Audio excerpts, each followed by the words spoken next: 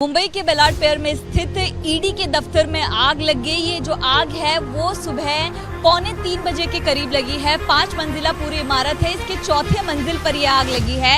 यहाँ पर महाराष्ट्र का जो ईडी दफ्तर है उसका मुख्यालय मौजूद है और ऐसे में तमाम राजनेताओं के केसेस चल रहे हैं, जिसमें कई महत्वपूर्ण दस्तावेज भी जलने की जो जानकारी है वो सामने आ रही है। ये जो आग है रात के करीब 2:45 बजे के करीब लगी है और फिलहाल अच्छी गनीमत ये है कि आग पर काबू पा लिया गया है। कूलिंग की प्रक्रिया जो है वो यहाँ पर जारी है।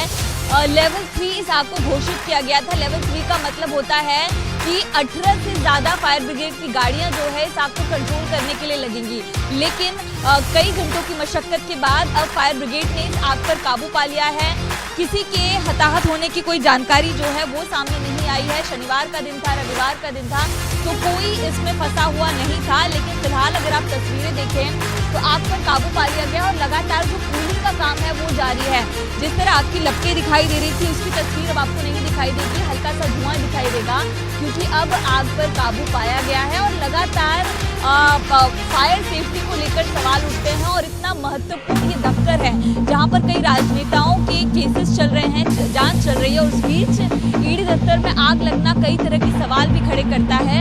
और लेकिन गनीमत ये है कि आग पर काबू पा लिया गया है। 5 मंजिला ये इमारत है, कैसर-ए-हिंद इस इमारत का नाम है और इसके आसपास और भी जो जरूरी दफ्तर है वो मौजूद है। ईडी के अलावा इस इमारत में एक जो वकालत कंपनी है और फैशन डिजाइनिंग कंपनी है वो भी मौजूद थी और अब कुछ ही मिनटों पहले इस आग पर काबू पाया गया है, जिसकी तस्वीर हम आपको दिखा रहे हैं।